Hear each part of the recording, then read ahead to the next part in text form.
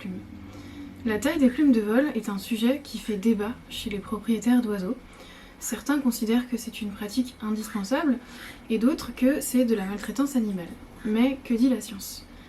Il y a généralement 3 raisons principales pour lesquelles les propriétaires choisissent de tailler les plumes de vol de leur oiseau. La première, c'est que ça permettrait de protéger les oiseaux en les empêchant de s'échapper ou de se cogner contre une vitre. La deuxième, c'est que ça permettrait de les apprivoiser plus facilement. Et la troisième, c'est que ça limiterait l'agressivité. Tailler les plumes de vol de son oiseau, ça ne permet pas vraiment de le protéger. En effet, une étude de Peng a montré que même avec les plumes de vol taillées, un oiseau gardait le réflexe de s'envoler comme moyen de locomotion. Et d'ailleurs, les nombreux groupes qui recensent les oiseaux qui s'échappent sur Facebook montrent qu'un certain nombre d'entre eux avaient les plumes taillées et ça ne les a pas empêchés de s'envoler. En revanche, un oiseau avec les plumes taillées va voler plus maladroitement. Il va donc plus facilement se cogner, voire tomber. À l'intérieur de l'appartement, ça va résulter en un certain nombre d'accidents qui peuvent engendrer par exemple des plaies ou des fractures. Et puis si l'oiseau arrive à s'échapper, eh bien il sera beaucoup plus condamné qu'un oiseau qui a toutes ses plumes, puisqu'il ne pourra pas échapper aux dangers, notamment aux prédateurs comme les chats ou les chiens, ou aux voitures qui arrivent à grande vitesse. Donc tailler les plumes de vol de son oiseau, ça ne permet pas de le protéger. Au contraire, ça le met plutôt en danger. Ça ne permet pas non plus de l'apprivoiser plus facilement. En fait, cette idée vient du fait que quand on taille les plumes de vol d'un oiseau, on peut plus facilement l'attraper. Et certaines personnes ont constaté que quand on attrape un oiseau, il va commencer par se débattre beaucoup la première fois, et puis au fur et à mesure qu'on l'attrape et qu'on le maintient, il va se débattre de moins en moins jusqu'à ne plus se débattre du tout. En 1975, Seligman a montré que si on envoyait des chocs électriques à des chiens, de façon inévitable, eh bien au fur et à mesure, ces chiens cessaient de réagir. Et à la fin, même si on leur laisse la possibilité d'éviter les chocs électriques, ils n'essayent même plus de le faire. Pourquoi ? Tout simplement parce qu'ils ont appris que, quoi qu'ils fassent, leurs actions n'avaient aucune conséquence sur leur environnement et ne servaient à rien.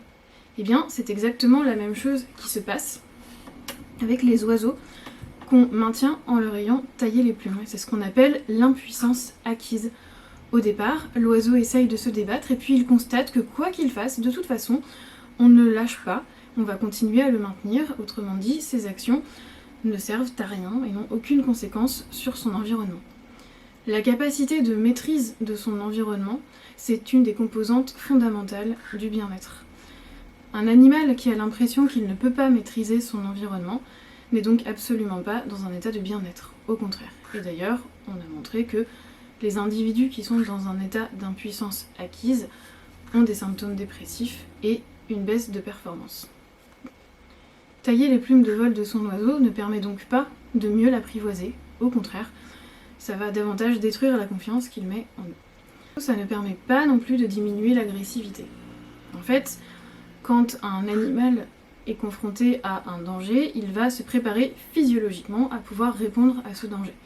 Et généralement, il y a 2 types de réponses, soit la fuite, soit l'attaque. C'est ce qu'on appelle fight or flight en anglais.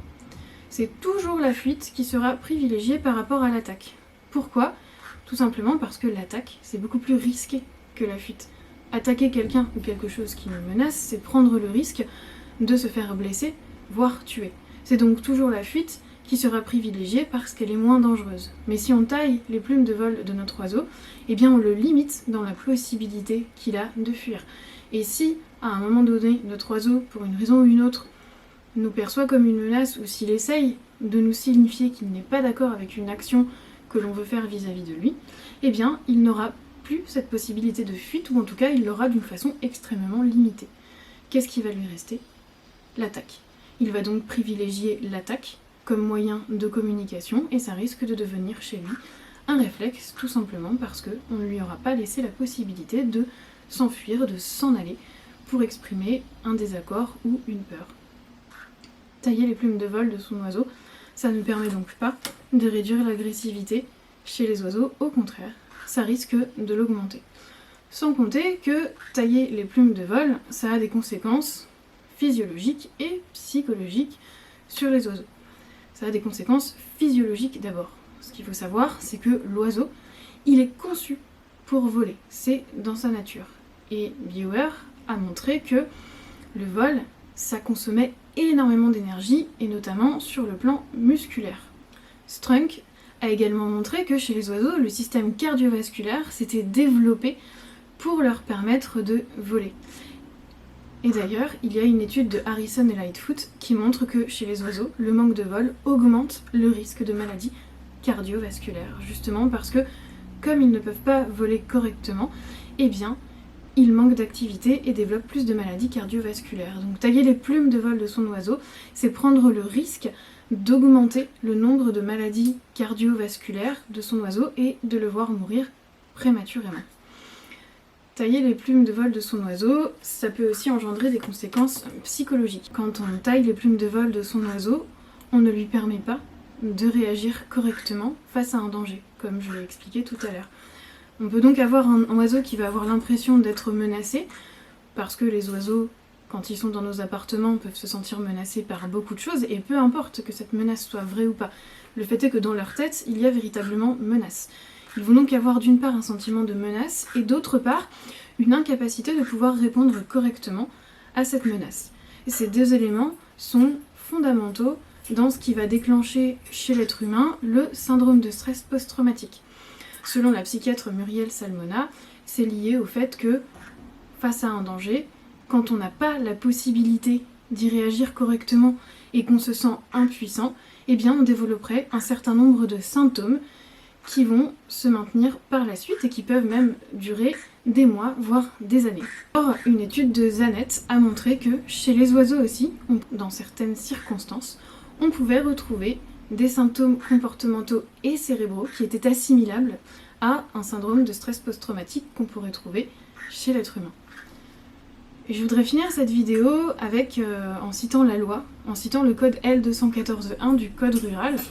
C'est un article qui dit que tout animal étant un être sensible doit être placé par son propriétaire dans des conditions compatibles avec les impératifs biologiques de son espèce. Comme je l'ai montré tout au long de cette vidéo, le vol, c'est un impératif biologique chez les oiseaux, ou en tout cas chez une grande majorité d'espèces d'oiseaux. Ne pas permettre à son oiseau de voler correctement, c'est donc ne pas le mettre dans des conditions qui sont compatibles avec les impératifs biologiques de son espèce. Et c'est donc ne pas respecter la loi. Merci à ceux qui m'ont regardé jusque-là. Si ça vous intéresse, les références des articles scientifiques que je cite sont dans la barre d'infos. Si vous le souhaitez, vous pouvez aussi me retrouver sur la page Facebook du même nom ou sur Instagram. Et je vous dis à dans un mois pour une nouvelle vidéo sur le comportement des oiseaux.